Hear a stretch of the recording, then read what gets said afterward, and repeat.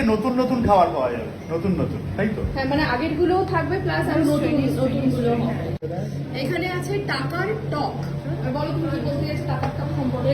টাকার টক হচ্ছে, এটা হচ্ছে এই মূলগুলো আগে গোল গোল কয়েনের মতো হতো সেটা। ঠাকুর বাড়িতে ইন্টারেস্টিং হচ্ছে যারা ছেলেরা, মানে এটা ধ্যান ধরো না যে ছেলেরা রান্না করতে পারে না, পরে করে, আজকালকার ছেলেরা করে, আগেকার দিনে করতো না।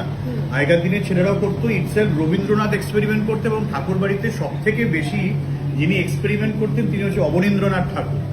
মানে একেবারে বড় সড়ো, কি বলবো, মানে বিশাল রাঁধুনি, এটার সাথে এটা, এটার সাথে এটা, প্রচুর এক্সপেরিমেন্ট উনি করতেন। আর এই খাবার দেখে মনে করো ঠাকুর বাড়িতে মোটামুটি এরকম লম্বা করে আসন পাতা হতো, কলা পাতা, এবং এই ছোট ছোট মাটির খুঁড়িতে করে সব আইটেম গুলো থাকতো। তো এদেরও যে সিস্টেমটা খুব ভালো, মানে এই নস্টালজিয়াটা এখানে এসে খুব ভালো পাওয়া যায়। ঠাকুর বাড়ি, বাঙালি, পুরনো কলকাতা, আর ওইদিকে সেট আপটা তো আমার খুব সুন্দর লাগে। দেখিয়েছো বাবার ব্লগে আছে? হ্যাঁ, কার ব্লগে? এটা উমা সুষ্টিতে বোধ হয় ভাইয়ের ব্লগে আছে। হ্যাঁ, আমার ব্লগে নেই, একবার দেখিয়ে নিয়ে এসে।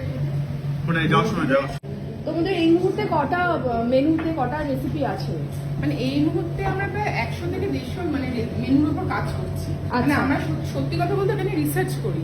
মানে আমরা একদম মানে বই ঘাটা, নেট ঘাটা, সেটা নিয়ে একদম মানে অথেন্টিক লেভেলে আমরা সেটা রান্না করার চেষ্টা করছি।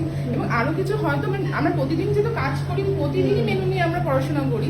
আশা করছি আরো বাড়বে, মানে আরো আমরা যেটা খেলাম সেটা হচ্ছে শিখি ভাবো নয়, আরো আছে। না, আরো প্রচুর আছে, আরো বাড়বে দিনে দিনে। সেটাই চেষ্টা ওদের এখানে এসে যেটা বুঝলাম যে কি হয়, অন্যান্য রেস্টুরেন্টে আজকে যা খেলাম ওইটাই থাকে মেনু, ওইটা পরের বার খেলাম। এদের হচ্ছে যতবার আসবে প্রত্যেকবারই হচ্ছে নতুন নতুন খাবার পাওয়া যাবে, নতুন নতুন, তাই তো? হ্যাঁ, মানে আগের গুলোও থাকবে প্লাস আর নতুন গুলো হবে, সেটাই। সব ঠাকুর বাড়ি।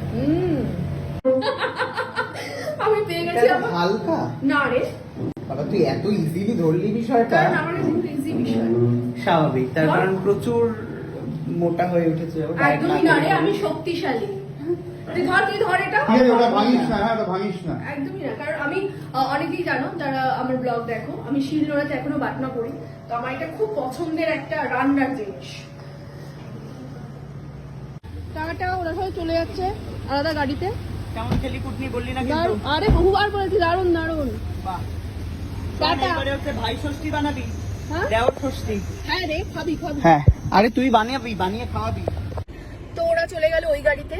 সব্যসাচীর আজকে ছুটি, বাট আমার তো ছুটি নয়। আমি যাচ্ছি এখন ডিরেক্ট এখান থেকে শুটিংয়ে। একদম মেকআপ ফেকআপ সব রেডি হয়ে আমি বেরিয়েছিলাম যাতে আমি ডিরেক্ট শুটিংয়ে গিয়ে আমি শুটিং অ্যাটেন্ড করতে পারি। তো এবারে শুটিংয়ে গিয়ে কি হচ্ছে পরবর্তী ব্লগে হয়তো দেখাবো। তো সঙ্গে থাকো, দেখতে থাকো। আপাতত এই ব্লগটা এখানেই শেষ করছি। টাটা।